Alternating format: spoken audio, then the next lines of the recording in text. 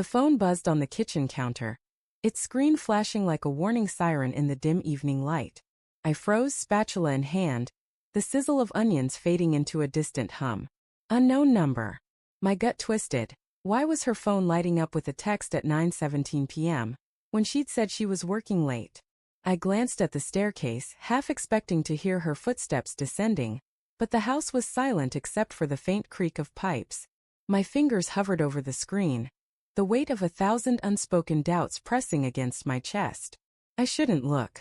But I did. The message was a shard of glass. Can't wait to see you tomorrow night. Same place, 7. No name, no context, just those words slicing through the quiet normalcy of our life. I stood there, the air thick with the scent of dinner I'd been cooking for us, my heart thudding so loud it drowned out the world.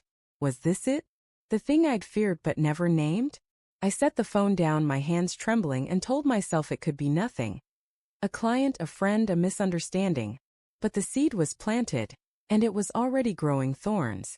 The next morning Lila breezed into the kitchen, her auburn hair catching the sunlight like a halo. She kissed my cheek, her lips cool and fleeting, and poured coffee into her travel mug. Late shift again tonight, she said, her voice bright, almost too bright. Don't wait up, okay, Ethan? I nodded, my throat tight, watching her fiddle with her earrings. Emerald studs I didn't recognize.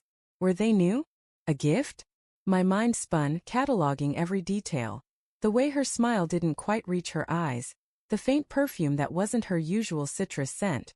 You look nice, I said, testing the waters. She laughed a little too sharply. It's just work, babe. Stop worrying. But I couldn't stop.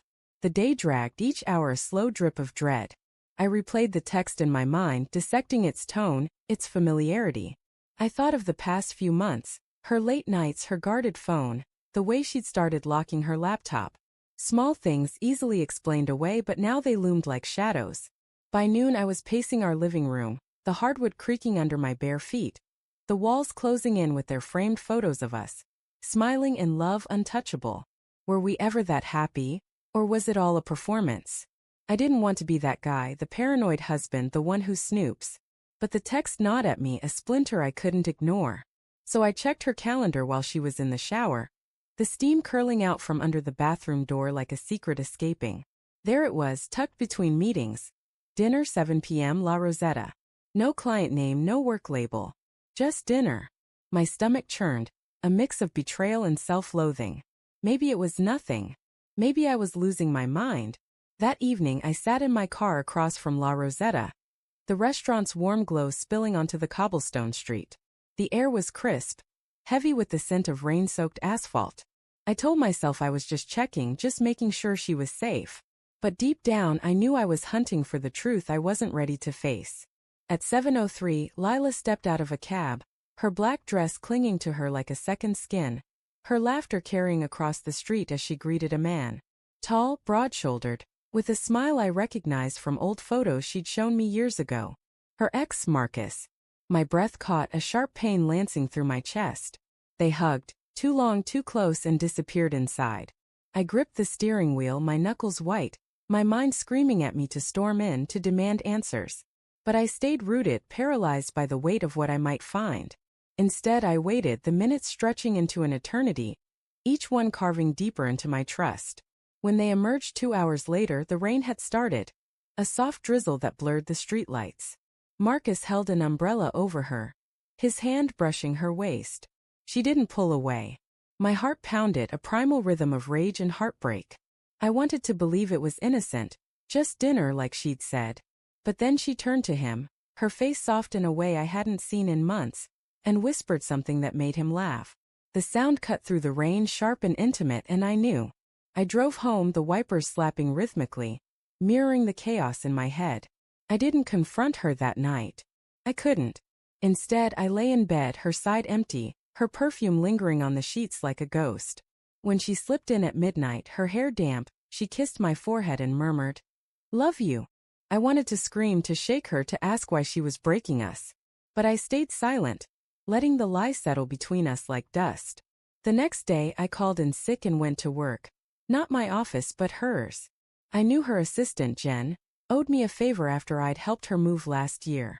Over coffee, I asked casually about Lila's schedule. Jen hesitated, her eyes darting away. She's been meeting someone, she admitted finally, her voice low. I thought it was work, but it's always him. Marcus. My chest tightened, the air thinning. How long?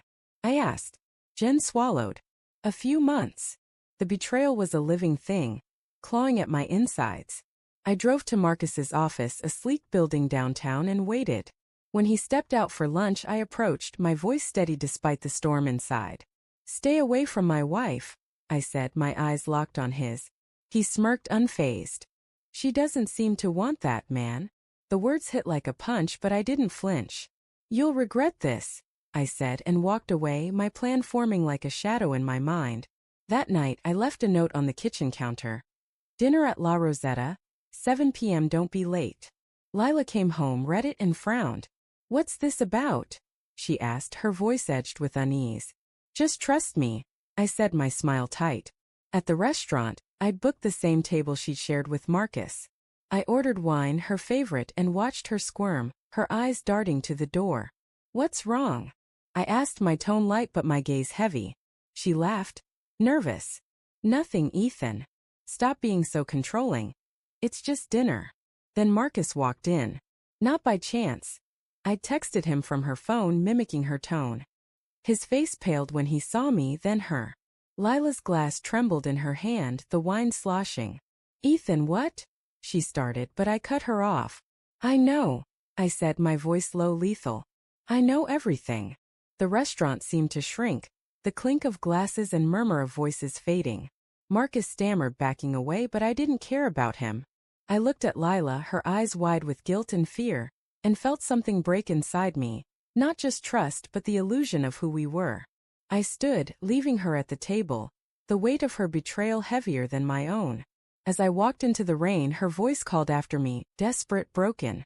Ethan, wait. But I didn't stop. She'd made her choice, and I'd made mine.